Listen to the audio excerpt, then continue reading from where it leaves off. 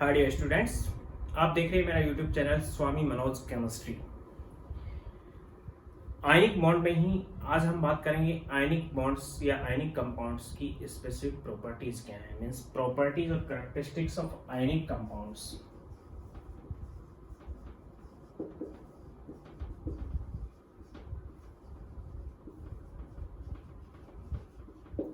आयनिक compounds की properties. Number first, crystal structure. All ionic compounds contain a specific crystal structure. All ionic compounds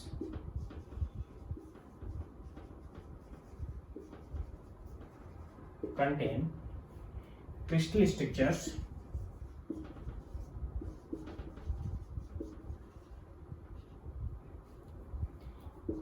in a regular manner.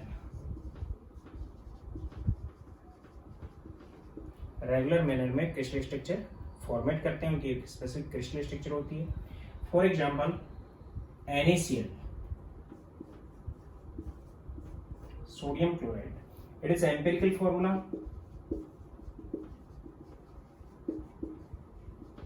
Sodium chloride का ये empirical formula है। इसकी structure इस type की होती है, मैं यहाँ पे ड्रा कर रहा हूँ। एक यूनिट सेल की स्ट्रक्चर,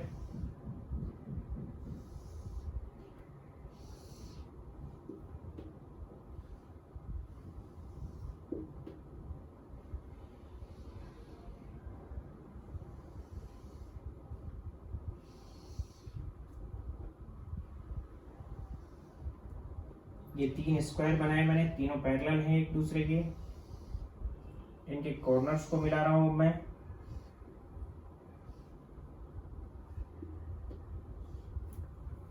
एक क्यूब बन गई बड़ी, जिसके अंदर इनके सेंटर से एक पैरेलल लाइन और ड्रा की मैंने।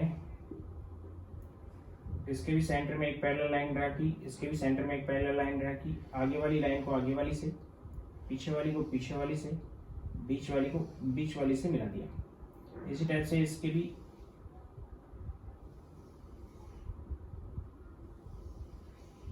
और इन तीनों प्रोसेस को भी मिला दिया। NaCl की क्रिस्टल स्ट्रक्चर में दो टाइप के आयन होते हैं, क्योंकि स्पेसिफिक इसलिए होती है कि कैटायन और एनायन का अरेंजमेंट फिक्स होता है। Due to fix arrangement of cation and anion, cation और एनायन के फिक्स अरेंजमेंट की वजह से इनकी स्ट्रक्चर फिक्स होती है। अगर हम बात करें तो यहाँ पे Na+ और Cl- दोनों की बात कर रहा हूं मैं। Na+ को सपोज करो मैं इस टाइप से नोट कर रहा हूं और Cl- को रेड कलर से नोट कर रहा हूं, इस टाइप से। तो इसके कॉर्नर्स पे Cl- होगा,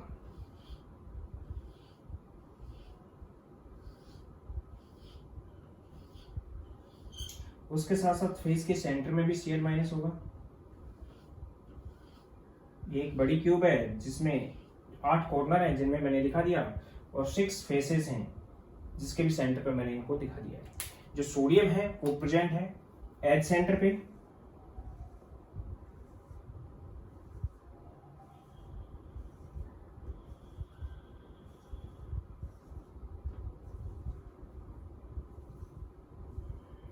सभी एज सेंटर पे, और उसके साथ साथ बॉडी के सेंटर में भी प्रेजेंट होता है सोडियम। ये क्रिस्टल स्ट्रक्चर हो गई। अल्टरनेशन आ गया, रेगुलर मैनर है। Cl- Na+, Cl- Na+, Cl- Na+, Cl- Na+,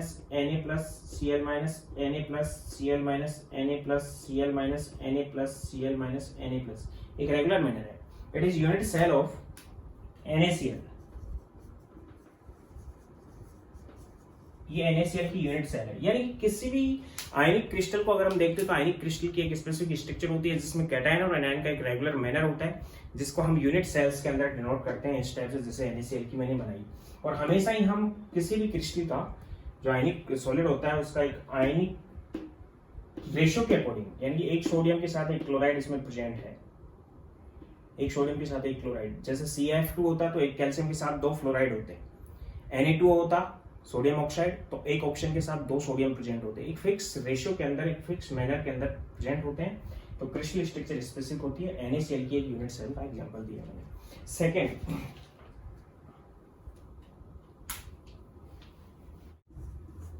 isomorphism.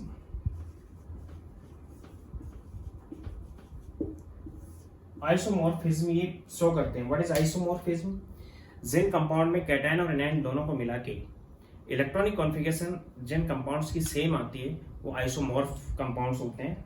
Cation और एनायन की electronic configuration, the compound containing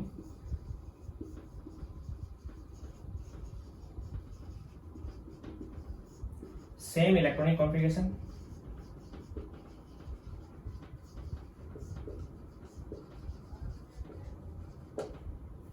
same electronic configuration having same geometry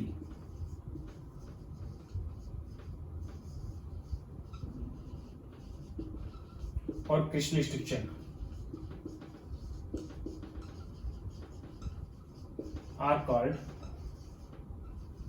isomorphism. For example NaF और NGO दोनों को अगर देखते हैं तो सोडियम यहाँ पे है Na+ की फॉर्म में और F- है माइनस की फॉर्म में। सोडियम की इलेक्ट्रॉन कॉन्फ़िगरेशन है 2,8 और फ्लोरीन की भी इलेक्ट्रॉन कॉन्फ़िगरेशन यहाँ पे 2,8 है, दोनों की सेम है। उसी टाइप से इसके केस में Mg+2 है और O-2 है। Mg+2 की इलेक्ट्रॉन कॉन्फ़िगरेशन भी 2,8 है और O-2 की इलेक्ट्रॉन जो कॉन्फ़िगरेशन है वो भी 2,8 है। यानी कि NaF and MgO having same geometry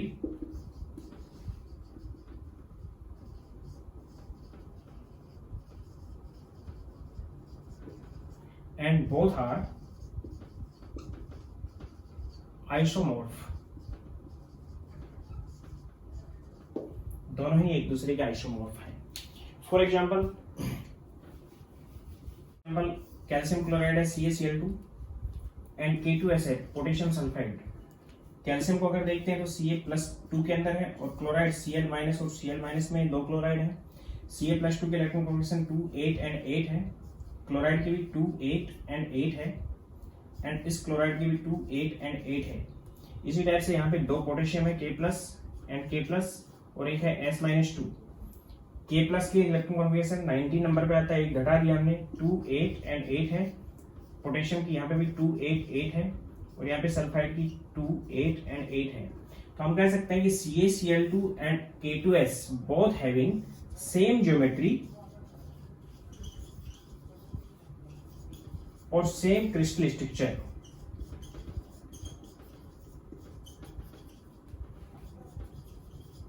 same geometry इनकी और same crystal structure which are isomorph of each other, दोनों एक दूसरे का आइसोमॉर्फ है। इसी टाइप से और भी एग्जांपल दे सकते हैं हम। For example FeSO4 7H2O and ZnSO4 7H2O same crystal structure here, these both are isomorph और इस प्रॉपर्टी को हम नाम दे रहे हैं आइसोमॉर्फिज्म, दोनों के अंदर आइसोमॉर्फिज्म प्रेजेंट है। फॉर एग्जांपल एल्म, वो एल्म जिनका ये फॉर्मूला होता है M2SO4 whole thrice and M2SO4 and 24H2, जिनके ये फॉर्मूले होते हैं। For example K2SO4 Al2SO4 whole thrice 24H2, it is potash element, potash element. इसी टाइप से हम बात करें NH4 whole twice SO4 Al2SO4 whole thrice 24H2, it is ammonium elm।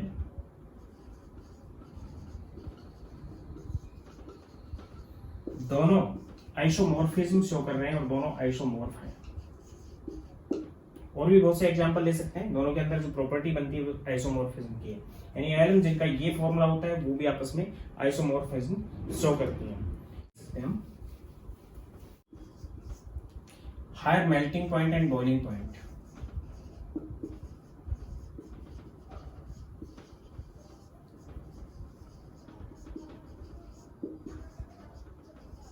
Higher melting point and boiling point.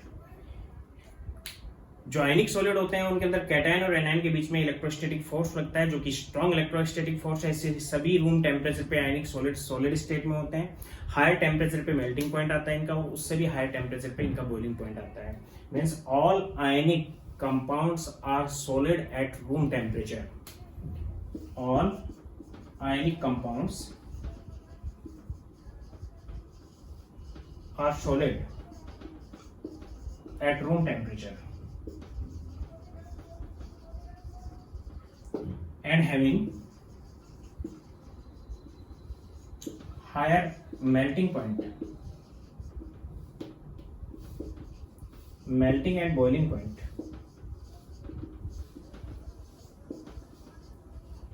due to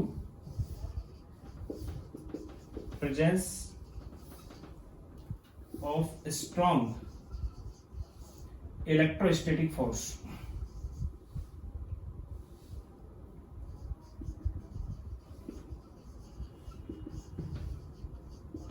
between cation and anion। Cation और anion के बीच में strong electrostatic force होने की वजह से जो आयनिक सॉलिड है उनके मेल्टिंग पॉइंट और बॉइलिंग पॉइंट ज्यादा होते हैं, और melting point depends upon lattice enthalpy. Melting point is directly proportional to lattice enthalpy. Lattice enthalpy पर डिपेंड करता है। लेटिस एंथैल्पी जिसकी ज्यादा होगी मेल्टिंग पॉइंट उसी का ज्यादा होगा, और लेटिस एंथैल्पी या लेटिस एनर्जी पिछले लेक्चर्स में मैंने आपको बता रखी कि होती क्या और किन किन फैक्टर्स पे ये डिपेंड करती है। Next, fourth, conductivity.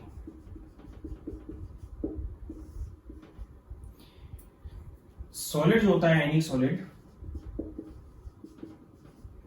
उसमें आयनिक मोबिलिटी अप्रोक्स 0 होती है।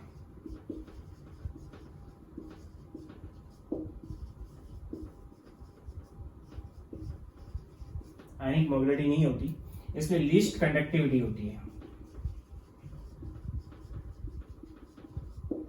अगर आयनिक सॉलिड की मोल्टन स्टेट लें, मोल्टन मीन्स लिक्विड स्टेट,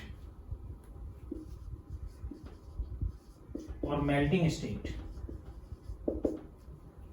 या फिर आयनिक सॉलिड का ही हम एक्वस सॉल्यूशन लें, पानी के अंदर इसका सॉल्यूशन बना लें, देन यहां पे आयन फ्री हो जाते हैं। फ्री आयंस की वजह से मोबिलिटी होती है इसके अंदर आयनिक, और ये कंडक्टिविटी शो करते हैं दोनों ही, मोल्टन स्टेट में भी और एक्वस सॉल्यूशन में भी। Ionic conductance expressed. अब इसमें भी ज्यादा क्या है, सबसे ज्यादा एक्वस सॉल्यूशन में करेंगे। कंडक्टिविटी एक्वस सॉल्यूशन की ज्यादा होती है मोल्टन से, और इसकी ज्यादा होती है सॉलिड स्टेट से। यानी सॉलिड स्टेट की कंडक्टिविटी सबसे कम होगी, एक्वस की सबसे ज्यादा होगी। फिफ्थ,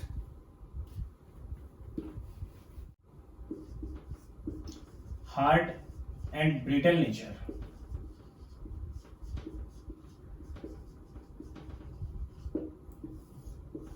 आयनिक सॉलिड हार्ड होते हैं, जैसे NaCl है, हार्ड होता है, सॉलिड स्टेट में है रूम टेम्परेचर पे। और ब्रिटल नेचर का मतलब कि उसके ऊपर हैमरिंग की या उसके ऊपर हमने मैकेनिकल स्ट्रेस डाला या उसके ऊपर प्रेशर डाला तो ब्रेक हो जाता है, विच इज ब्रिटल नेचर। तो सभी आयनिक सॉलिड की ब्रिटल नेचर होती है, मीन्स बाय हैमरिंग और बाय मैकेनिकल स्ट्रेस वो क्या होंगे, ब्रेक होंगे। और वैसे कैसे होते हैं, hard. All ionic solids are hard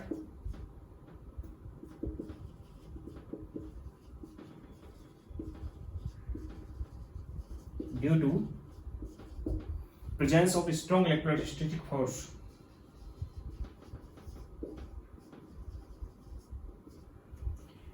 electrostatic force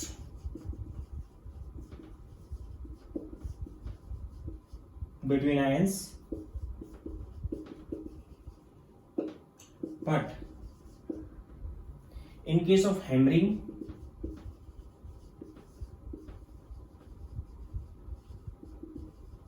or mechanical stress,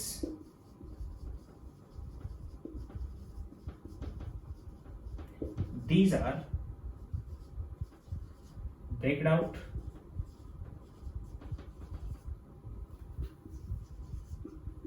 it is called brittle nature. It is due to किसकी वजह से होती है? जैसे हम ब्रेक करते हैं तो लेयर्स की फॉर्म में होते हैं, जो आयंस होते हैं, आयंस की जो लेयर है एक दूसरे पे स्लिप करती है तो सेम आयन जब कांटेक्ट में आ जाते हैं तो एक दूसरे को रिपेल करने लगते हैं, जिसकी वजह से ये ब्रेक हो जाते हैं. It is due to by slipping of ions in layer, same ion comes in contact and breaked due to repulsion. इस नेचर को हम नाम दे रहे हैं brittle nature. For example, suppose करो कोई आयनिक क्रिस्टल इस टाइप से है, ये इसकी एक लेयर बनी हुई है, दूसरी लेयर ये बनी हुई है. तो आयनिक क्रिस्टल्स में होता क्या है? पॉजिटिव आयन नेगेटिव के साथ और नेगेटिव आयन पॉजिटिव के साथ कांटेक्ट में रहता है. यानी एक पॉजिटिव नेगेटिव के साथ है, इधर भी नेगेटिव के साथ है, इधर भी नेगेटिव है, ऊपर भी नेगेटिव के साथ है. इसी टाइप से पॉजिटिव चारों तरफ से नेगेटिव के साथ होगा. अगर इसके ऊपर हम मैकेनिकल स्ट्रेस डाल देते हैं इस लेयर पे,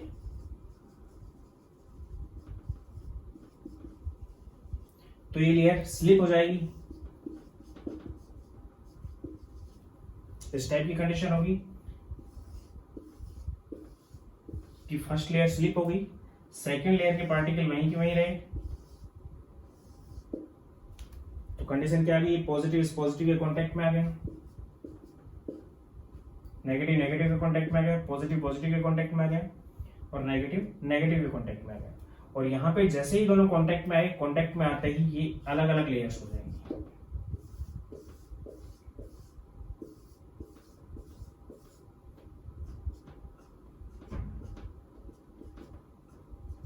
इस नेचर को नाम देते हैं ब्रिटल नेचर. यानी कि आयनिक कंपाउंड्स को मैकेनिकल स्ट्रेस से इजीली तोड़ा जा सकता है. Fifth and sixth,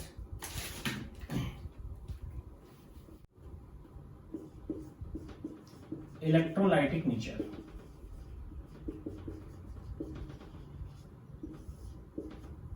electrolytic nature का मतलब है कि जब किसी आयनिक सॉलिड को हम वाटर में डिसोल्व करते हैं और वो अगर डिसोल्व हो जाता है तो वो अपने आयंस में डिसोसिएट हो जाता है. इस नेचर को हम नाम देंगे electrolytic nature. When an ionic solid dissolved in water,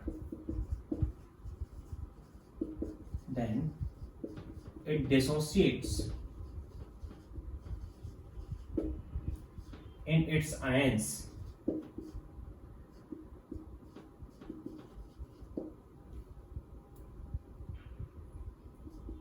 is called electrolytic nature. इसको हम नाम दे रहे हैं electrolytic nature. For example, NaCl solid था, इसको हमने वाटर में डाल दिया, वाटर भी एक्सेस में लिया हमने, तो Na प्लस आयन बन जाएगा जो कि एक्वस हो जाएगा. वाटर के मॉलिक्यूल इसको चारों तरफ से सराउंड कर लेंगे, प्लस में Cl माइनस एक्वस आयंस में कन्वर्ट हो जाएगा. इसका क्या हो चुका है? इलेक्ट्रोलिसिस हो चुका है. क्योंकि इलेक्ट्रोलाइट था इसलिए ये अपने आयंस में डिसोसिएट हो गया है. इस टाइप के नेचर को हम नाम दे रहे हैं इलेक्ट्रोलाइटिक नेचर. और जिनकी इलेक्ट्रोलाइटिक नेचर ज्यादा होती है वो ज्यादा डिसोसिएट होता है आयन में, जिनकी कम होती है वो कम हो पाते हैं. जिनकी ज्यादा डिसोसिएट होने की नेचर होती है उसमें नंबर ऑफ आयंस ज्यादा बनते हैं और वो एक्वस सॉल्यूशन कंडक्टेंस ज्यादा शो कर पाता है, इलेक्ट्रिक कंडक्टेंस ज्यादा शो कर पाएगा जिसके अंदर आयंस ज्यादा होंगे. और जो डिसोसिएट नहीं हो रहा वो कोवलेंट टाइप का कंपाउंड है. जो डिसोसिएट हो सकता है, हो रहा है, तो कौन सा कंपाउंड होगा? आयनिक टाइप का कंपाउंड होगा. सेवंथ जो कि इंपॉर्टेंट रखती है यहाँ पे, प्रॉपर्टीज में ही बात कर रहा हूं मैं, सेवंथ नंबर पे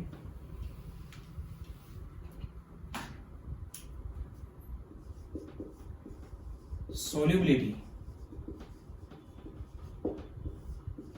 of ionic compounds.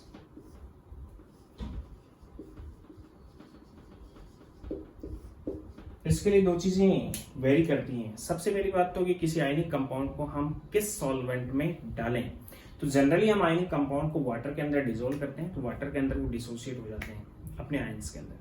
तो वाटर के अंदर डिसोल्व कर रहे हैं तो वाटर की एक नेचर है। अगर हम वाटर की बात करें तो वाटर की एक नेचर होती है कि वाटर की डाइलेक्ट्रिक कांस्टेंट, आगे बताऊंगा मैं आपको, हायर होता है, 81 होता है, वैल्यू हायर है। ये क्या होता है मैं आगे बात करूंगा। और एक इसका डाइपोल मोमेंट,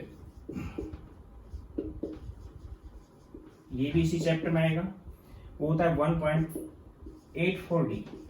ये भी वैल्यू कैसी है, डिवाई के अंदर है, ये भी हायर वैल्यू है। दोनों की वैल्यू हायर होने की वजह से वाटर एक यूनिवर्सल सॉल्वेंट है,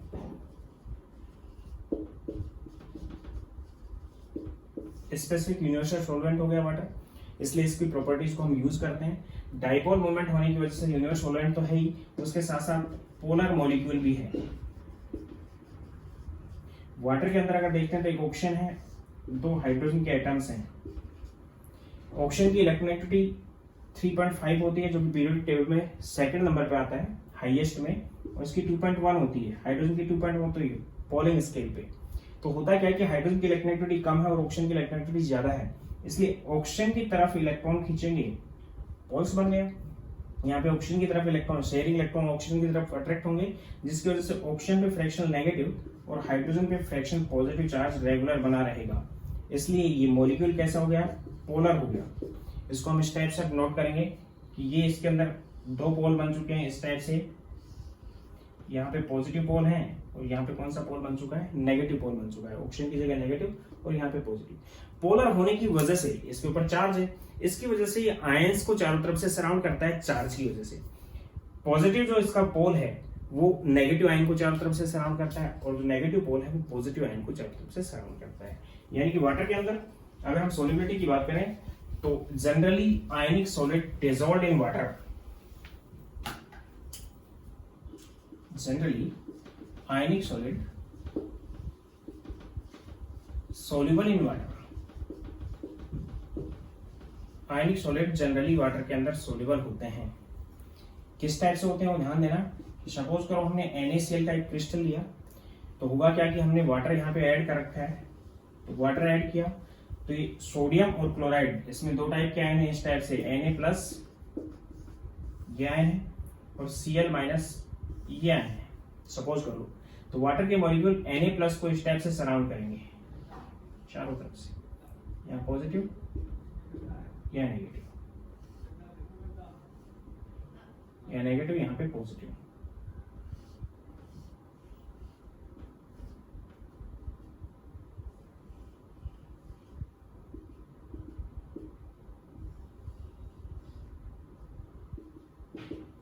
और क्लोराइड को इस टाइप से सराउंड करेंगे, यहाँ नेगेटिव यहाँ पे पॉजिटिव, क्योंकि क्लोराइड पे कौन सा चार्ज है, नेगेटिव चार्ज है। पोलर होने की वजह से वाटर चारों तरफ से इस टाइप से सराउंड करेगा इसको, चारों तरफ से इस टाइप से सराउंडिंग की वजह से अब होगा क्या कि Na+ और Cl- आयनिक क्रिस्टल में आयंस वाइब्रेट करते रहते हैं। ध्यान दे लेना इस चीज को, आयनिक क्रिस्टल्स में आयंस वाइब्रेट करते रहते हैं, लेकिन वाइब्रेशन की वजह से वो बाहर नहीं निकल पाते, क्योंकि वाइब्रेशन बहुत स्लो होता है, बहुत कम होता है, उनके पास वाइब्रेशनल काइनेटिक एनर्जी होती है। लेकिन एक आयन दूसरे आयन को दोनों के ऑपोजिट चार्ज होने की वजह से इतना ज्यादा अट्रैक्ट करता है कि वो उस क्रिस्टल से बाहर नहीं निकल पाता। लेकिन अब कंडीशन क्या होगी कि वाटर के मॉलिक्यूल आयन को चारों तरफ से सराउंड करने लगी। इसलिए जब वाटर के मॉलिक्यूल दो आयंस हैं, इसको भी सराउंड करने लगे और इसको भी सराउंड करने लगे, क्योंकि वाटर डाइपोल है, तो उस कंडीशन में इन दोनों के बीच का जो इलेक्ट्रोस्टैटिक फोर्स दोनों के बीच में लगा हुआ है वो डिक्रीज हो जाता है। और डिक्रीज होने की वजह से इतने मॉलिक्यूल इसको सराउंड कर लेते हैं कि ये दोनों यहाँ से ब्रेक हो जाते हैं, और ब्रेक होकर सोडियम अलग हो जाता है Na+ की फॉर्म में, और Cl- अलग हो जाता है Cl- की फॉर्म में, और चारों तरफ से वाटर की लेयर से सराउंड हो जाते हैं। वाटर की एक लेयर बन सकती है, दो लेयर बन सकती है, वो डिपेंड करता है कि आयन की डेंसिटी क्या है, इलेक्ट्रॉनिक डेंसिटी या फिर उसके चार्ज डेंसिटी क्या है, उस चीजों पर डिपेंड करता है। तो ये वाटर के मॉलिक्यूल्स इसको चारों तरफ से सराउंड कर रहे हैं, कई लेयर्स में कर सकते हैं। अब वाटर के मॉलिक्यूल की अगर एक लेयर की बात करें तो मैंने बता दिया कि इस टाइप से है, तो वाटर के मॉलिक्यूल की अगर हम सोडियम के लिए एक लेयर की बात करें तो एक लेयर के अंदर ऑक्सीजन इधर रहेगा और हाइड्रोजन इस साइड रहेंगे। ऑक्सीजन इधर रहेगा, हाइड्रोजन इधर होंगी। ऐसा क्यों होगा? क्योंकि इसके ऊपर चार्ज इसी टाइप से है। ये वाटर की एक लेयर बन चुकी है इसमें, क्योंकि ऑक्सीजन पे कौन सा चार्ज था? नेगेटिव चार्ज था। इस पे नेगेटिव चार्ज है, इस पे पॉजिटिव चार्ज है।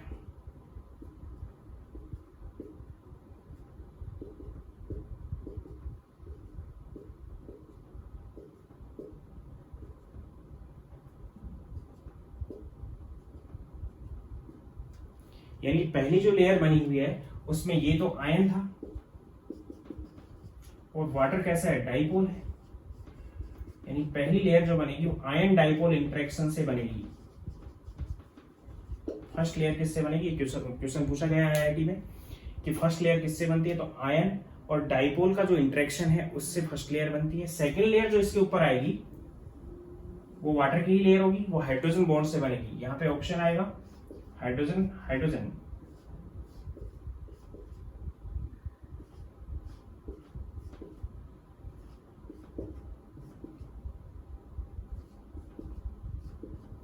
यहाँ पे हाइड्रोजन और ऑक्सीजन के बीच में हाइड्रोजन बॉन्ड बनेगी, जिसको डैश लाइन से ड्रा कर रहा हूं मैं, ऑक्सीजन और हाइड्रोजन के बीच में। तो सेकेंड लेयर किससे बनती है?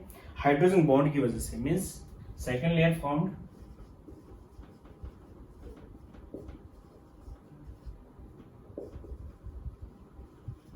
Bye hydrogen bonding.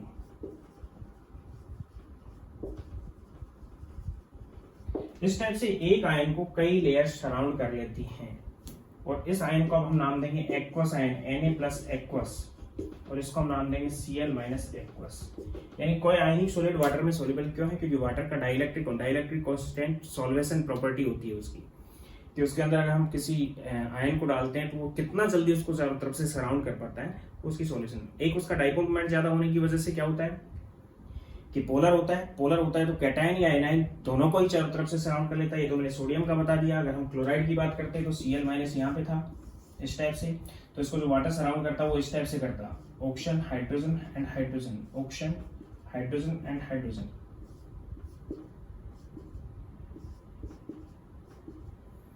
इस टाइप से फर्स्ट लेयर बनती, क्योंकि इस पे पॉजिटिव चार्ज था हाइड्रोजन पे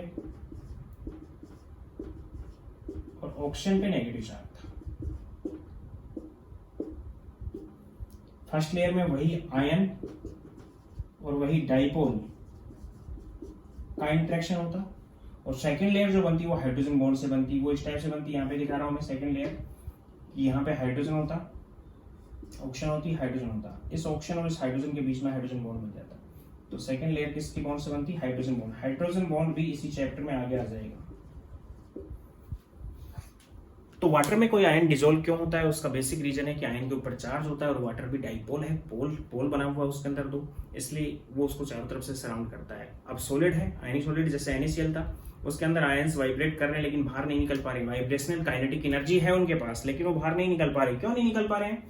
क्योंकि उनका इलेक्ट्रोस्टैटिक फोर्स दोनों आयंस के बीच में बहुत ज्यादा है, इसलिए वो बाहर नहीं निकल पा रहे। लेकिन जैसे ही वाटर के अंदर डाल दिया तो वाटर आयंस को सराउंड करने लगते हैं तो उनका इलेक्ट्रोस्टैटिक फोर्स जो होता है आयंस के बीच का वो डिक्रीज हो जाता है, जिसकी वजह से आयंस सेपरेट आउट हो जाते हैं और वाटर उनको चारों तरफ से सराउंड करने के बाद आयन एक्वस आयन में कन्वर्ट हो जाता है। जो ये प्रोसेस है, इस प्रोसेस में एक एंथैल्पी रिलीज होती है जिसको हम बोलते हैं सॉल्वेशन एंथैल्पी। जब किसी सॉल्वेंट के अंदर हम किसी आयनिक क्रिस्टल को डिसॉल्व करते हैं तो उस कंडीशन में आयनिक क्रिस्टल जब उसमें डिसॉल्व होता है तो स्टेबिलिटी आयंस की बढ़ती है, जिसकी वजह से एक हीट रिलीज होती है जिसको हम नाम देते हैं सॉल्वेशन एंथैल्पी। यानी कि mx हमने लिया और इसको एक आयनिक सॉलिड है, आयनिक सॉलिड को हमने क्या किया, सॉल्वेंट में डाल दिया। सॉल्वेंट में ये n+ और प्लस में x- में टूट गया और सॉल्वेंट से ही सॉल्वेटेड हो गया। सॉल्वेटेड मींस उसको चारों तरफ से उसने सराउंड कर लिया, ये भी सॉल्वेटेड हो गया। तो यहाँ पे एक हीट रिलीज होती है ΔH which is negative, process होती है एक्सोथर्मिक, और इस एंथैल्पी को हम नाम देते हैं सॉल्वेशन एंथैल्पी।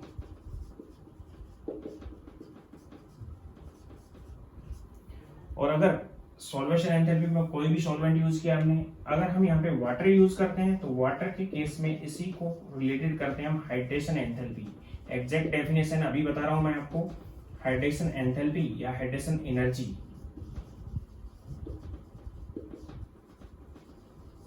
और इसी पे डिपेंड करती है सॉल्युबिलिटी ऑफ आयनिक कंपाउंड। तो मैं टॉपिक इसी में ले रहा हूं, हाइड्रेशन एंथैल्पी और हाइड्रेशन एनर्जी की।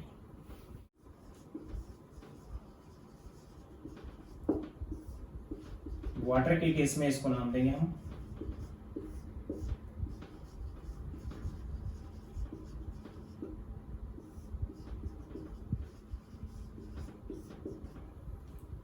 या इसको हम नोट करेंगे delta H of hydration, delta H of hydration. Exothermic process है, बिल्कुल सिंपल सी है कि सपोज करो एम और एक्स हमने लिया है, पहले तो ये ब्रेक हो गया एम प्लस में, ऐसे दो टाइप के आयन बने, एक आयन बन गया एम प्लस और एक आयन बन गया एक्स माइनस, और दोनों ही आयन गैसेस हैं। ये आयन भी कैसा है, गैसेस है, और ये आयन भी कैसा है, गैसेस है। इसको हमने excess of excess of water में ऐड कर दिया और इसको भी हमने एक्सेस ऑफ वाटर में डाल दिया। तो गैसेस आयन थे, वाटर इनको सराउंड करेगा, अभी बताया मैंने वो प्रोसेस, कई लेयर्स में सराउंड कर लेगा, एम प्लस एक्वस बन जाएगा और यहाँ पे एक्स माइनस एक्वस बन जाएगा। तो यहां से भी एक एंथैल्पी रिलीज होगी, डेल्टा H1 नेगेटिव एंथैल्पी की वैल्यू होगी उसकी, और यहां से भी एक एंथैल्पी रिलीज होगी विच इज डेल्टा H2 नेगेटिव।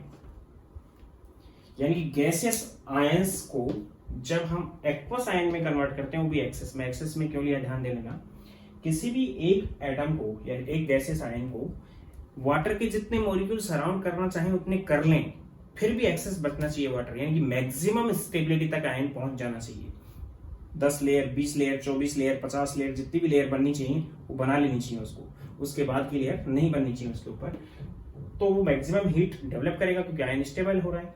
और इसके केस में भी एक्सेस ऑफ वाटर इसलिए यूज किया कि एक्सेस के अंदर वो जितना लेयर में बदलना चाहे बदल ले, तो जो हीट रिलीज करेगा वो मैक्सिमम होगी।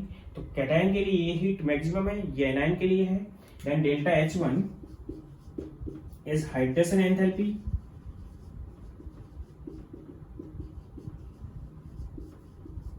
of cation and delta H2 is hydration enthalpy of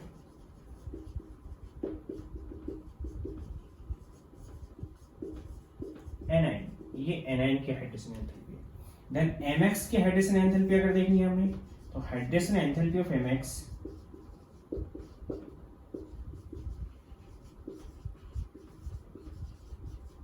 which is equal to delta H1 plus delta H2 means cation और एनायन के हाइड्रेशन एंथैल्पी के सम के इक्वल होगी। इस sum of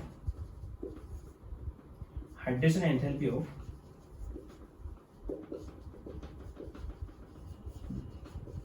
cation and anion, cation और anion की hydration enthalpy के sum के इक्वल होगी। यानी कि डेफिनेशन क्या आ गई कि जब किसी गैसियस आयन को एक्सेस ऑफ वाटर में डिसॉल्व करते हैं तो जो एक्सोथर्मिक हीट हो रहा है, नेगेटिव दिया है मैंने, ये भी एक्सोथर्मिक प्रोसेस है और ये भी एक्सोथर्मिक प्रोसेस है। जो हीट रिलीज होती है उसको हम नाम देते हैं हाइड्रेशन एंथैल्पी। और किसी सॉल्ट के लिए हाइड्रेशन एंथैल्पी क्या होगी कि उसके कैटायन और एनायन की नेट जो सम हाइड्रेशन एंथैल्पी आ रही है उसका सम होगा उसकी। यानी कि hydration enthalpy is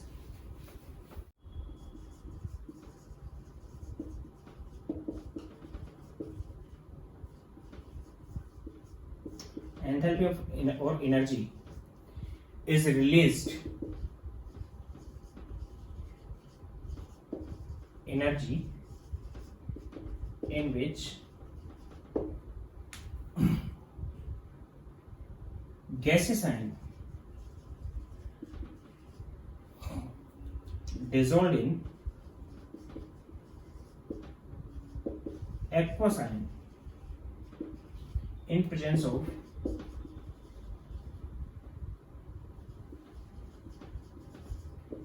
excess water।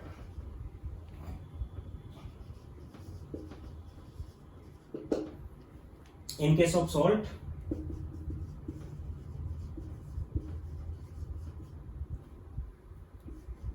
hydrogen enthalpy is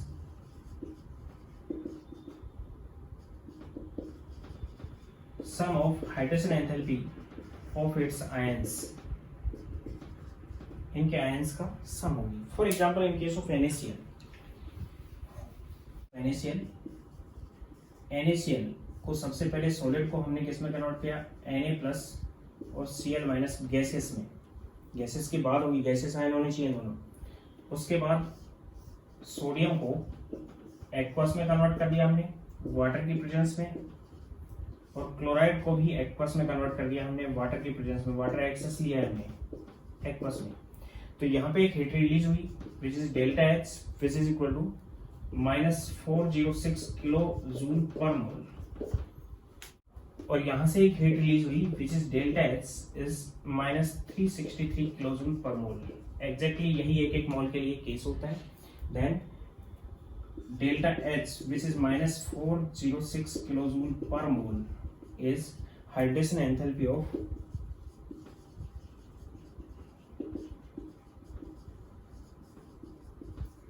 Na+ sodium, and delta H which is equal to -363 kilojoule per mole is hydrogen enthalpy of Cl-. Then hydrogen enthalpy of NaCl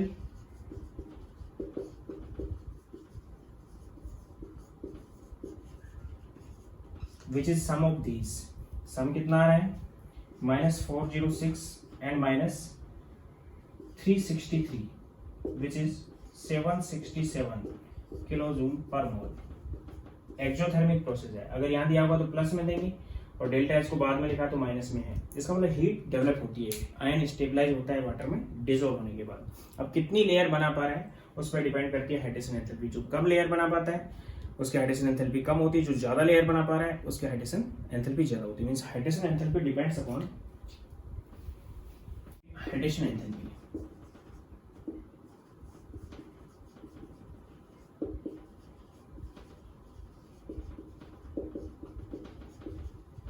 hydrogen enthalpy को कौन कौन से factor affect कर रहे हैं. Number first, size of ion. Ion का size affect करता है. हाइड्रोजन एंथैल्पी को मैं HS से यहाँ पे डिनोट कर रहा हूँ, which is equal to 1 which is directly proportional to 1/R positive plus 1/R negative. जितना बड़ा साइज होगा उतनी हाइड्रोजन एंथैल्पी क्या रहेगी, कम रहेगी. Means hydrogen enthalpy is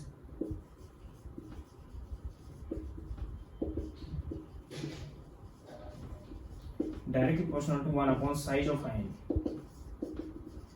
ionic size पे डिपेंड करेगी. यानी कि जितना छोटा आयन होगा उसकी हाइड्रोजन एंथैल्पी उतनी ही ज्यादा होगी. यानी छोटे आयन को वाटर के मॉलिक्यूल ज्यादा सराउंड करेंगे. अब ज्यादा सराउंड करेंगे तो उनके साइज पे भी इफेक्ट हो जाएगा. ध्यान देना. फॉर एग्जांपल हम बात कर रहे हैं लिथियम प्लस की, Na+ की, K+ की, Rb+ की और CS+ की. ध्यान देना, बहुत इंपॉर्टेंट क्वेश्चन है जो कई बार पूछा जाता है. इनके साइज की अगर बात करें तो साइज सबसे बड़ा होता है सीजियम का. लेकिन जब इनको हम वाटर में डिसॉल्व करेंगे तो एक्वस आयनिक साइज, ये आयनिक साइज है, और एक्वस आयनिक साइज की अगर हम बात करें तो लिथियम इतना छोटा है जिसमें छोटा आयन होने की वजह से हाइड्रोजन एंथैल्पी इसकी ज्यादा होगी, इसकी सबसे कम होगी. तो लिथियम बहुत ज्यादा लेयर से सराउंड हो जाएगा. जितनी ज्यादा लेयर से सराउंड हो पाएगा उतना ही इसका साइज बड़ा हो जाएगा. मीन्स लिथियम प्लस एक्वस, इससे बनेगा सोडियम प्लस एक्वस, इससे बनेगा पोटेशियम प्लस एक्वस, इससे बनेगा Rb+ एक्वस, और इससे बनेगा CS+ एक्वस. अगर हम एक्वस आयनिक साइज देखते हैं तो लिथियम का सबसे बड़ा होगा और सबसे छोटा सीजियम का. हाइड्रोजन एंथैल्पी की वजह से कि लिथियम का साइज बहुत छोटा होने की वजह से उसको वाटर के मॉलिक्यूल की बहुत लेयर सराउंड कर लेती है. बहुत लेयर सराउंड करेंगी तो उसका जो साइज है एक्वस आयनिक साइज वो बहुत बड़ा हो गया. अब जब वाटर के अंदर वो घूमेगा या फिर माइग्रेट करेगा, मोबाइल होगा, तो पूरे सभी लेयर्स को साथ लेके चलेगा. यानी लिथियम का आयनिक साइज बड़ा होता है बाकी सबसे, जबकि आयनिक साइज एस टाइप से देखते हैं, एक्वस आयनिक साइज उल्टा हो गया बिल्कुल. एक्वस आयनिक साइज फर्स्ट ग्रुप में लिथियम का बड़ा होता है क्योंकि हाइड्रोजन एंथैल्पी क्या है, ज्यादा है. अब एक्वस आयनिक साइज जितना बड़ा है तो कंडक्टेंस भी उसी पर डिपेंड करेगी. कंडक्टेंस अगर देखते हैं किसी भी आयन की, वो डायरेक्टली प्रोपोर्शनल होती है 1 अपॉन साइज। जितना छोटा साइज उतनी ही कंडक्टेंस ज्यादा होती है। Means Li plus Na plus K plus Rb plus और Cs प्लस की एक्वोसाइनिक साइज देखें तो साइज का छोटा है तो उसकी कंडक्टेंस ज्यादा होगी। ये कंडक्टेंस की बात की है मैंने। ये किसमें? आयंस में, मोल्टन स्टेट में। मोल्टन स्टेट के अंदर वाटर तो रहेगा नहीं, तो मोल्टन स्टेट में कंडक्टेंस का ही ऑर्डर होगा। लेकिन एक्वस स्टेट में कंडक्टेंस बिल्कुल ऑपोजिट हो जाएगी। Li plus is less then Na plus. Aqueous की कंडीशन की बात है, चारों तरफ से वाटर ने सराउंड कर रखा है। Is less then K plus, is less then Rb plus, is less then Cs plus.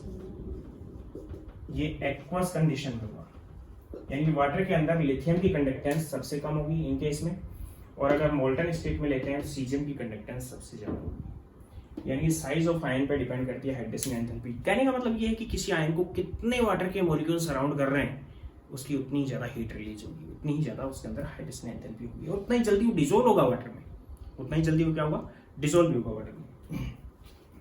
Second,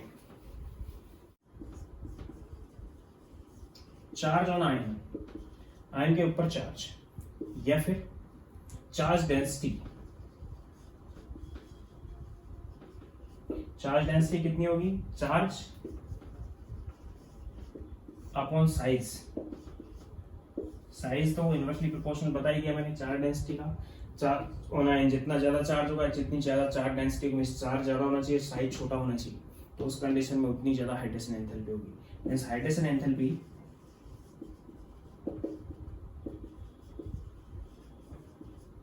ion में भी मैं कैटायन की बात कर रहा हूँ। Hydration enthalpy is directly proportional to charge on cation. Cation पे जितना ज्यादा चार्ज होगा उसकी हाइड्रेशन एंथैल्पी इतनी ज्यादा होगी, क्योंकि छोटा हो जाएगा साइज। फॉर एग्जांपल अगर हम बात करें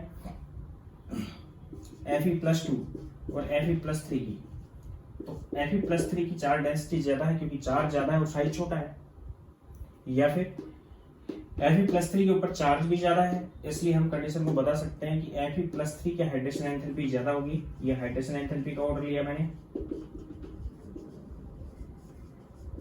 इसी टाइप से Li+ और Mg+2, Al+3, Si+4, इसका साइज छोटा है और चार्ज ज्यादा है, तो हाइड्रेशन एंथैल्पी इसकी ज्यादा होगी, सबसे कम हाइड्रेशन एंथैल्पी इसकी हो जाएगी। ये भी मैंने किसका ऑर्डर ले लिया है? हाइड्रेशन एंथैल्पी का। And third, presence of d orbitals.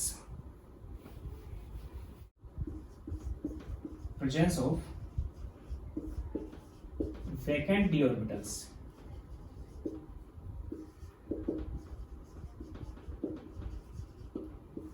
Vacant D orbital की प्रेजेंस में वाटर के पास जो लोन पेयर होता है ऑक्सीजन के पास, वो वैकेंट डी ऑर्बिटल में डोनेट करके कोऑर्डिनेट बॉन्ड बना लेता है। इसलिए जनरली डी ऑर्बिटल्स या ट्रांसन जो मेटल्स होते हैं इनके पास डी ऑर्बिटल्स होते हैं, वो कॉम्प्लेक्स बनाते हैं वाटर के साथ, तो वहां पे हाइड्रेशन एंथैल्पी ज्यादा रिलीज होती है। In presence of vacant d orbitals,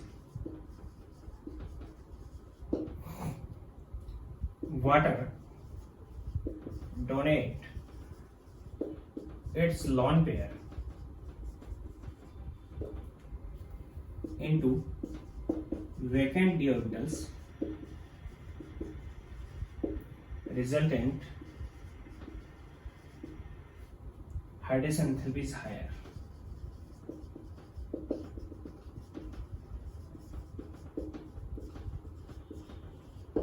इससे पहले मैंने साइज की बात की, तो साइज में मैंने लिथियम का तो बता दिया कि लिथियम सोडियम। इसी टाइप से F-, Cl-, Br- और I- को अगर देखें तो साइज का क्या ऑर्डर है? I- बड़ा है Br- से, Br- बड़ा है Cl- और Cl- बड़ा है F- से। यानी चार्ज सभी पे सेम है, तीनों चारों पे चार्ज क्या है? -1, और साइज इसका सबसे कम है, इसकी चार्ज डेंसिटी ज्यादा होगी, इसलिए ये तो साइज का ऑर्डर हो गया। तो इसके अंदर हाइड्रेशन एंथैल्पी की क्या ऑर्डर होगा? छोटे की ज्यादा होगी, F- की ज्यादा होगी, Cl- से, Cl- की ज्यादा होगी, Br- से, Br- की ज्यादा होगी, I- से। ये फैक्टर इफेक्ट करते हैं हाइड्रेशन एंथैल्पी। अब हम बात कर रहे हैं कि कोई कंपाउंड वाटर में सोल्यूबल होगा या नहीं होगा। दो चीजों पर डिपेंड करेगा, सोल्यूबिलिटी of ionic compound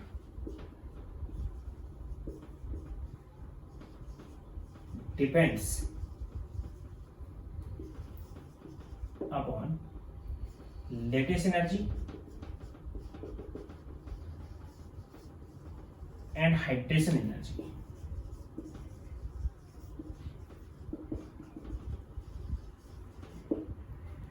अगर किसी कंपाउंड के अंदर हम देखते हैं लेटिस एनर्जी ज्यादा है,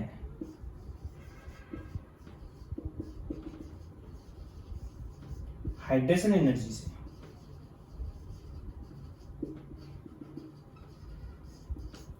तो आयनिक सॉलिड इनसॉल्युबल होगा।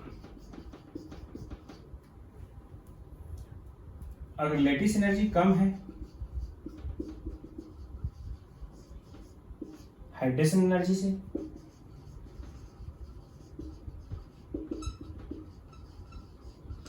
तो वो सॉल्युबल होगा वाटर के अंदर। और अगर लेटिस एनर्जी और हाइड्रेशन एनर्जी अप्रोक्सीमेटली इक्वल है,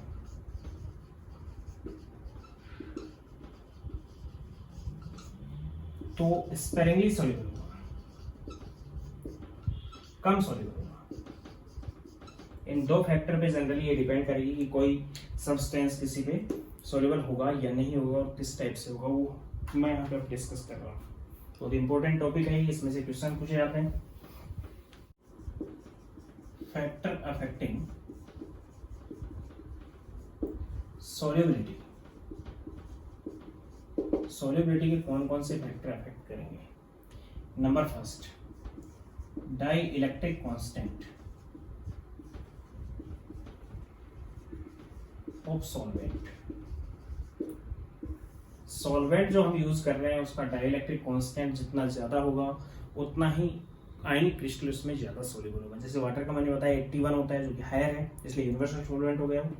सॉल्वेंट का डाई इलेक्ट्रिक कांस्टेंट को हम नोट करते हैं एप्सिलॉन से,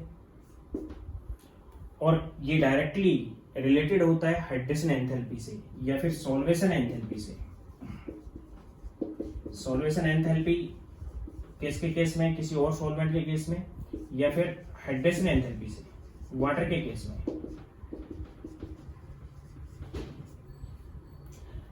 related with epsilon means dielectric constant of solvent. किस टाइप से रिलेटेड होती है कि HS से नोट कर रहा हूं मैं, which is minus Na Avogadro number है, Z plus Z minus divide by 2R into 1 minus 1 upon epsilon and E square. If epsilon is higher then 1 upon epsilon is least। अगर epsilon की value ज्यादा होगी तो 1 upon epsilon क्या हो गया? कम हो गया। 1 अपॉन एप्सिलॉन कम हो गया तो 1 माइनस एप्सिलॉन बढ़ गया, then 1 minus 1 upon epsilon is increased. और अगर ये बढ़ गया तो HS की वैल्यू भी मोर नेगेटिव हो जाएगी। मोर नेगेटिव होने का मतलब एक्सोथर्मिक तो है ही, बढ़ जाएगी। Then we can say that HS increased और मोर नेगेटिव, और भी नेगेटिव वैल्यू इसकी हो जाएगी। तो उस टाइप डाइलेक्ट्रिक कांस्टेंट अगर ज्यादा है तो उस कंडीशन में सॉल्युबिलिटी क्या रहेगी? ज्यादा रहेगी। सॉल्युबिलिटी डिपेंड करती है सॉल्यूशन एंथैल्पी पे। Solubility is directly proportional to solution enthalpy, या फिर वाटर के केस में हाइड्रेशन एंथैल्पी। और सॉल्वेशन एंथैल्पी क्या होगी? इनवर्सली प्रोपोर्शनल होगी। सॉल्वेशन एंथैल्पी डायरेक्टली प्रोपोर्शनल होगी। Solvation enthalpy is directly proportional to epsilon dielectric constant. तो हम ये कह सकते हैं कि जिस सॉल्वेंट का डाइलेक्ट्रिक कांस्टेंट ज्यादा होता है, यहाँ पे Na एवोगैड्रो नंबर है, Z प्लस चार्ज है पॉजिटिव का कैटायन का, Z प्लस है एटॉमिक नंबर कैटायन का, Z माइनस है एटॉमिक नंबर एनायन का, E है चार्ज है कैटायन और एनायन पे कितना चार्ज है वो, R है उन दोनों के बीच की डिस्टेंस कैटायन और एनायन की, एप्सिलॉन है डाइलेक्ट्रिक कांस्टेंट सॉल्वेंट का। यानी कि जिस सॉल्वेंट का डाइलेक्ट्रिक कांस्टेंट ज्यादा होता है उसके अंदर आयनिक क्रिस्टल्स ज्यादा सोल्यूबल होंगे। Means the solvent which have greater value of epsilon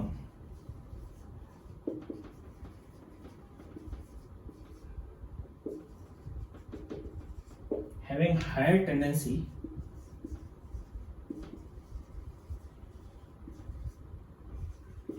to solvation of ionic compounds.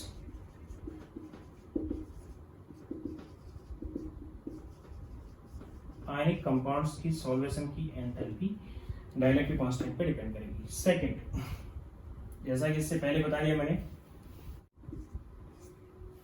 हार्टेशियन enthalpy and lattice enthalpy.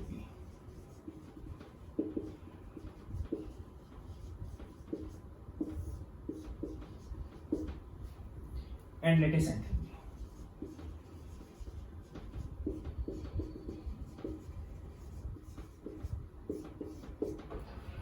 दोनों चार्ज और साइज पे डिपेंड करती है। ये मैं आपको बता चुका हूँ। मैं यहाँ पे साइज की बात कर रहा हूँ, अगर चार्ज सेम है तो साइज की बात कर रहे हैं। दोनों ही चार्ज बढ़ने से बढ़ती हैं, साइज छोटा होने से बढ़ती हैं। Both increase by increasing charge and increase by decreasing size of ions. दोनों की ही कंडीशन ये है, लेकिन दोनों में अलग अलग रिलेशन है कि कौन ज्यादा बढ़ती है कौन कम बढ़ती है, क्योंकि दोनों का रिलेशन आपको बता रखा है कि U जो होता है वो डायरेक्टली प्रोपोर्शनल होता है 1/r प्लस r माइनस के, और जो H होता है वो डायरेक्टली प्रोपोर्शनल होता है 1/r प्लस 1/r माइनस के। दोनों में ये कंडीशन है। अगर ये कंडीशन देखते हैं तो हम देखते हैं कि अप टू डाउन चलने पे कैटायन के साइज में इतनी ज्यादा चेंज नहीं आता, कैटायनिक साइज बहुत कम चेंज होता है, कैटायनिक छोटा होता है। और एनायन के साइज में अगर चेंज आ रहा है, यानी कि एनायनिक साइज में चेंज की वजह से लैटिस एंथैल्पी ज्यादा चेंज हो पाएगी। कैटायनिक साइज में चेंज की वजह से लैटिस एंथैल्पी बहुत कम चेंज हो पाएगी। मींस इसके केस में कैटायन का साइज छोटा होने की वजह से कैटायनिक साइज में अगर ज्यादा चेंज करते हैं हम तो लैटिस एंथैल्पी पे बहुत कम इफेक्ट होगा, और एनायनिक साइज में चेंज करते हैं तो लैटिस एंथैल्पी ज्यादा इफेक्ट होगी। Means lattice enthalpy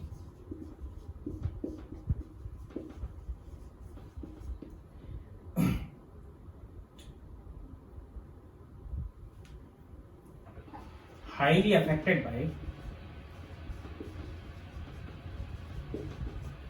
changing in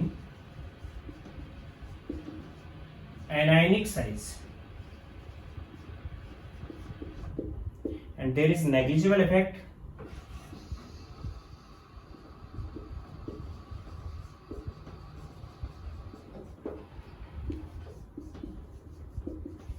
of cationic size। Cationic size मान लो कि इसकी वैल्यू है आपके पास 1/0.5 है और 1/2 है, यहाँ पे 2 है और यहाँ पे 0.5 है, तो 2 में ज्यादा चेंज होगा तब यू ज्यादा वैल्यू अफेक्ट होगी, और 0.5 में चेंज होगा उससे वैल्यू की वैल्यू कम अफेक्ट होगी। इसके केस में अगर देखते हैं तो ये डायरेक्टली प्रोपोर्शनल किसके 1/r प्लस 1/r माइनस के, यानी कि एनायनिक साइज में अगर चेंज करते हैं तो 1/r1 की वैल्यू बहुत छोटी रह जाएगी। कैटायनिक साइज में अगर चेंज करते हैं तो 1/r प्लस इसकी वैल्यू में चेंज ज्यादा आएगा, तो इसकी वैल्यू में ज्यादा चेंज होगा क्योंकि छोटा होता है और बढ़ाया है इसको हमने, तो वैल्यू ये ज्यादा चेंज होगी, और ये बड़ा होता है पहले से ही, इसलिए पहले ही ये वैल्यू क्या है छोटी है, तो उस कंडीशन में इसके अंदर चेंज करने से इसकी वैल्यू में बहुत कम इफेक्ट होता है। इसलिए जो हाइड्रोजन एंथैल्पी है वो कैटायनिक साइज में वेरिएशन करने पे ज्यादा इफेक्ट होती है बजाय इससे एनायनिक के। दोनों उल्टे हो गए। Hydrogen enthalpy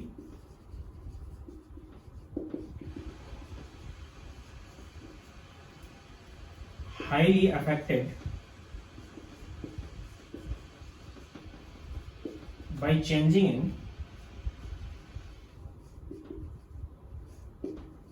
size of cation।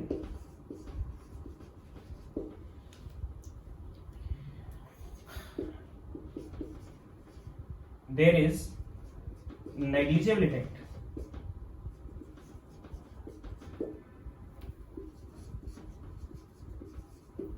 of anionic size।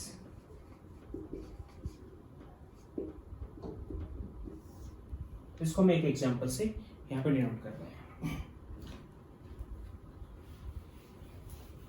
करो कि लिथियम प्लस है एक, तो एक Na प्लस है और एक हमने F माइनस ले रखा है। लिथियम प्लस का जो R प्लस है वह 0.6 एंगस्ट्रॉम, सोडियम प्लस का जो R प्लस है वह 0.95 एंगस्ट्रॉम, यही वैल्यू होती है इनकी। फ्लोराइड का जो R माइनस है वह 1.35 एंगस्ट्रॉम या 36 एंगस्ट्रॉम, 1.36 एंगस्ट्रॉम। तो इसकी रेडियस ये है। अब हमने दो कंपाउंड बनाए, एक तो हमने लिया LiF और एक हमने लिया NaF। दोनों के लिए अगर देखते हैं तो LiF के लिए जो डायरेक्टली मैं आपको बता रहा हूं पहले हाइड्रेशन एंथैल्पी की HS which is directly proportional to, directly equal to K लिख दिया मैंने, कांस्टेंट लगा दिया, into 1/R plus plus 1/R minus, यानी कि HS is equal to K into 1/R plus 1/0.6 plus में 1/R माइनस 1/1.36। इसकी जो वैल्यू निकल के आएगी वो यहाँ पे हम पुट कर लेंगे। इसकी जो वैल्यू आ जाएगी वो आ जाएगी 2.4 ऑफ K, 2.4 ऑफ K। इसी टाइप से इसका HS देखते हैं हम, तो K इंटू 1/0.95 प्लस 1/1.36, 0.95 सोडियम के केस में और 1.36 इसके केस में। इसकी जो वैल्यू आएगी वो निकल के आएगी HS is equal to 1.79 of K, यानी कि इसकी वैल्यू ये आ रही है और इसकी वैल्यू ये आ रही है। यानी कि साइज में अगर कैटायनिक साइज में बढ़ोतरी होती है तो जो हाइड्रेशन एंथैल्पी है उसमें कमी आ गई, 2.4 K से घट गई 1.79 K हो गई। यानी कि इसको अगर आप 100% मान लेते हैं, इसको कितना मान लिया हमने 100%, तो ये जो घट के आई है 74.6% घट के इतनी हो गई। यानी कि 100 से 74.6 पे चले गए तो चेंज आ गया यहाँ पे 25.4% का। यानी कि जब हम लिथियम को सोडियम से रिप्लेस कर देते हैं, एनायन हमने कांस्टेंट रखा है फ्लोराइड एंड फ्लोराइड, कैटायन में लिथियम को हमने सोडियम से रिप्लेस किया, लिथियम का साइज छोटा था, सोडियम का साइज बढ़ा दिया, मींस कैटायनिक साइज बढ़ाया हमने। तो कैटायनिक साइज बढ़ाने पे इसमें वेरिएशन 25.4% का आया, तो उतने परसेंट ये डिक्रीज हो चुकी है। कौन सी? Hydration enthalpy. और अगर हम लैटिस एंथैल्पी की बात करें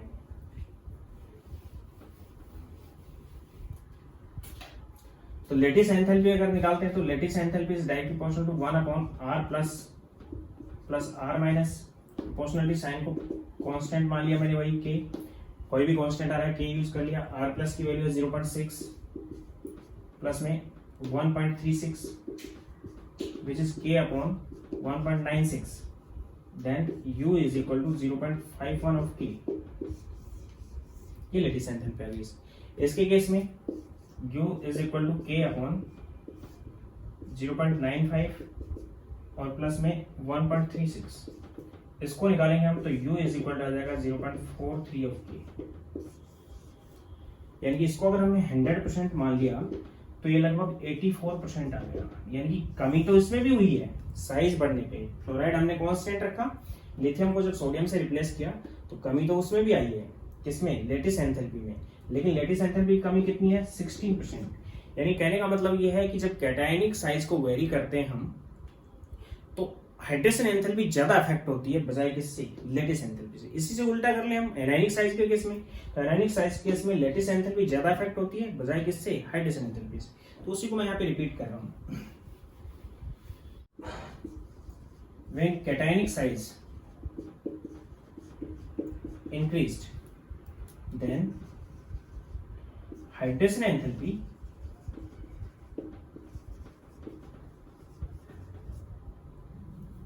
more decreased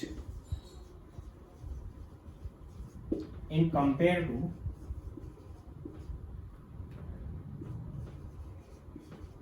lattice enthalpy। Decrease दोनों ही होती हैं, इसलिए सॉल्युबिलिटी पे इफेक्ट इस टाइप से होगा कि अगर हम बात करते हैं सॉल्युबिलिटी लेते हैं हम किसकी? सेकंड ग्रुप के सल्फेट्स की, देन barium sulphate, magnesium sulphate, calcium sulphate, strontium sulphate and barium sulphate. तो इधर से इधर एनायनिक साइज कांस्टेंट है,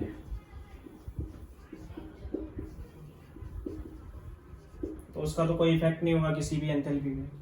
कैटायनिक साइज जो अगर देख रहे हैं हम, कैटायनिक साइज क्या हो रहा है, इंक्रीज हो रहा है। अगर कैटायनिक साइज इंक्रीज हो रहा है, कैटायनिक इसमें क्या है, B+2 है, Mg+2 है, Ca+2 है, Sr+2 है और Ba+2 है। कैटायनिक साइज इंक्रीज हो रहा है। देन दोनों ही hydration enthalpy and lattice enthalpy both decreased, दोनों ही क्या होंगी, डिक्रीज होंगी। लेकिन कौन ज्यादा डिक्रीज हो जाएगी, कैटायनिक साइज का ज्यादा इफेक्ट किस पे होता है, हाइड्रेशन एंथैल्पी पे, लैटिस पे बहुत कम इफेक्ट होता है, बहुत decrease. But hydration enthalpy is more decreased than lattice enthalpy.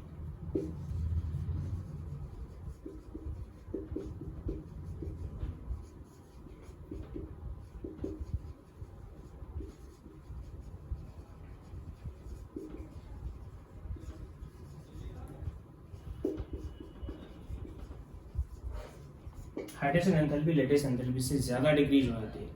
इसलिए इधर अगर देखते हैं हम, तो यहाँ पे तो क्या आएगा, hydration enthalpy is greater then lattice enthalpy, decrease सभी हो रही है। यहाँ पे आके क्या हो जाएगा, hydration enthalpy is less then lattice enthalpy. तो ये तो कैसा हो गया, लैटिस एंथैल्पी से कम है हाइड्रेशन एंथैल्पी, देन कैसा हो जाएगा, इनसॉल्युबल। और यहाँ पे हाइड्रेशन एंथैल्पी ज्यादा है किससे, लैटिस एंथैल्पी से, तो उस कंडीशन में कैसा हो जाएगा, सोल्यूबल। तो ये जनरली क्वेश्चन पूछा जाता है कि सल्फेट की सोल्युबिलिटी किस टाइप से वेरी करती है। तो अप टू डाउन चलने पे सोल्युबिलिटी क्या होगी, डिक्रीज होगी। बेरिलियम सल्फेट और मैग्नीशियम सल्फेट दोनों ही वाटर सोल्यूबल हैं, जबकि कैल्शियम सल्फेट, स्ट्रोंशियम सल्फेट और बेरियम सल्फेट बहुत कम सोल्यूबल है, बेरियम सल्फेट इनसोल्यूबल है। तो क्वेश्चन पूछा जाता है कि why magnesium sulphate is soluble in water and why barium sulphate is insoluble. then we can say that in case of magnesium sulfate, यानी क्वेश्चन ही लिख देता हूँ, मैं बता देता हूँ। इधर से इधर अगर देखते हैं हम, तो सोल्युबिलिटी डिक्रीज होगी, ये भी नोट कर लें, डिक्रीज होगी। क्यों, क्योंकि शुरुआत में हाइड्रेशन एंथैल्पी ज्यादा थी, लैटिस एंथैल्पी कम हुई, हाइड्रेशन एंथैल्पी ज्यादा कम हुई, फिर कम हुई, हाइड्रेशन एंथैल्पी और भी ज्यादा कम हुई, फिर कम हुई। तो hydration enthalpy, lattice enthalpy hydration enthalpy को ओवरकम कर गई। तो उस कंडीशन में लैटिस एंथैल्पी क्या हुई, ज्यादा, और हाइड्रेशन एंथैल्पी कम। तो solubility left to right decrease हो रही है यहाँ पे। Why? MgSO4 is soluble in water, but BaSO4 not. तो उसका रीजन आप दोगे, in case of MgSO4 lattice enthalpy is less than hydrogen enthalpy, that is soluble, and in case of BaSO4 lattice enthalpy is greater than hydrogen enthalpy, that is insoluble। अब रही बात ये कि lattice enthalpy और hydration enthalpy दोनों एक दूसरे को वेरी कर जाती हैं, जिसकी वजह से क्यों सोल्युबिलिटी उसकी नहीं आती, उसका डिस्कस हम करेंगे अब। इसी के अंदर सेकंड में चल रहा है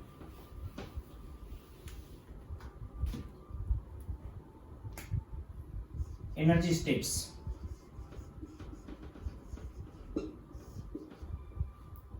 नंबर फर्स्ट, हाइड्रेशन एंथैल्पी या फिर लैटिस एंथैल्पी की बात करता हूं।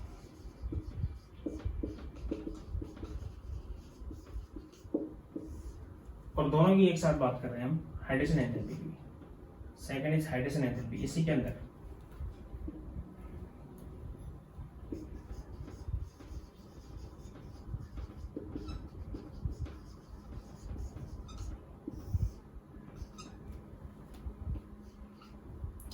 दोनों होती क्या है वो मैं आपको बता चुका हूं।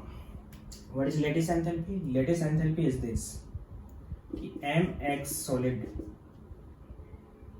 it converted to m plus aqueous gaseous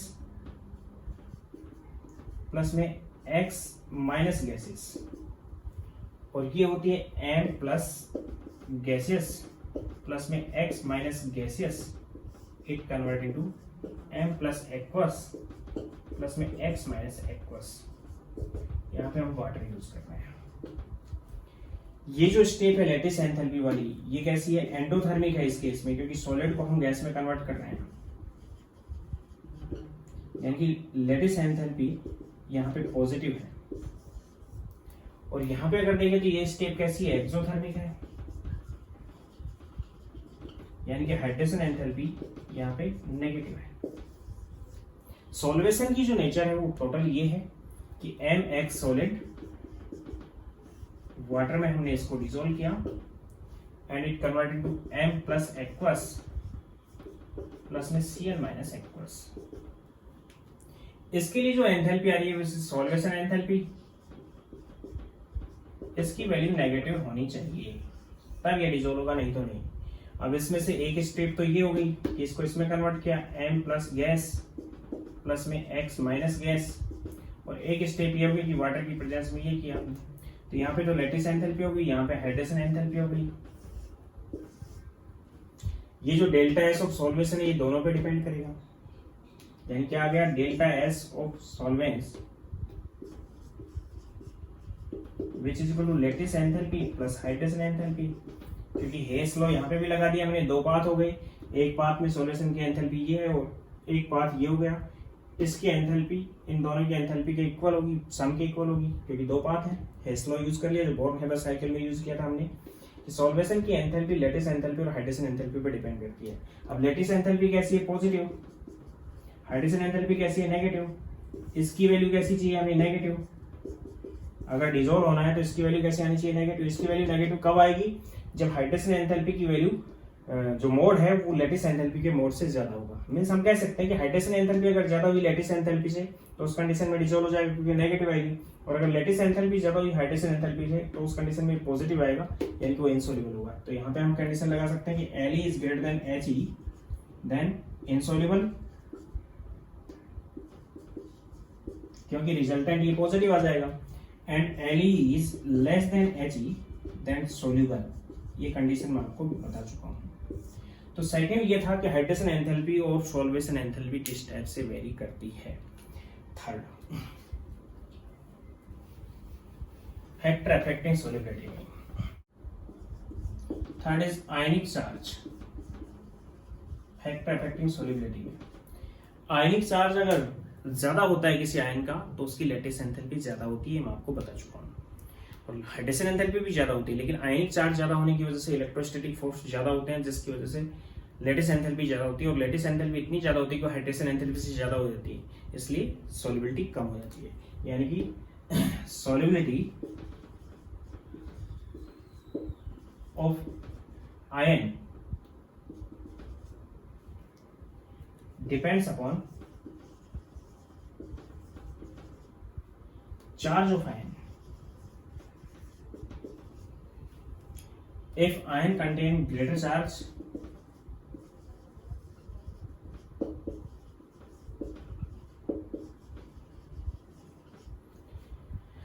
then electrostatic force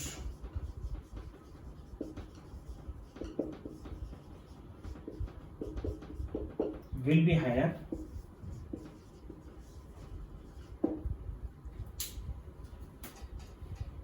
and solubility decreased. For example, phosphate, sulfate, carbonate, phosphate, sulfate and carbonate इस टाइप के हैं। किसी मेटलिक जिसका साइज ज्यादा हो, सॉरी जिसका चार्ज ज्यादा हो, जैसे एल्यूमिनियम +3 का ले लिया हमने, इसका भी चार्ज ज्यादा है और इनके भी चार्ज क्या है? ज्यादा है। तो उस कंडीशन में, या फिर हम बेरियम की बात कर लें Ba+2 Ca+2, तो इनके कार्बोनेट, सल्फेट्स और फॉस्फेट्स लीस्ट सोल्यूबल होते हैं। क्यों? क्योंकि इनके ऊपर भी चार्ज ज्यादा है, इनके ऊपर भी चार्ज ज्यादा है, और चार्ज ज्यादा होने, फॉस्फेट इज PO4-3, चार्ज ज्यादा होने की वजह से इनके बीच में इलेक्ट्रोस्टैटिक फोर्स ज्यादा है, जिसकी वजह से जब वाटर में इनको हम डालते हैं तो वाटर के मॉलिक्यूल इनके इलेक्ट्रोस्टैटिक फोर्स को ब्रेक नहीं कर पाते हैं। ब्रेक नहीं कर पाते हैं तो सोल्युबिलिटी क्या होगी? लीस्ट हो गई, या फिर ये इनसोल्युबल रह जाएगी। ये सभी फैक्टर थे जो इस पर डिपेंड करते हैं। यहाँ पे आयनिक बॉन्ड बिल्कुल कंप्लीट हो चुका है। नेक्स्ट लेक्चर में कोवलेंट बॉन्ड। समझ नहीं आया हो तो लेक्चर को एक बार फिर रिपीट करना, देखना, बिल्कुल समझ आ जाएगा।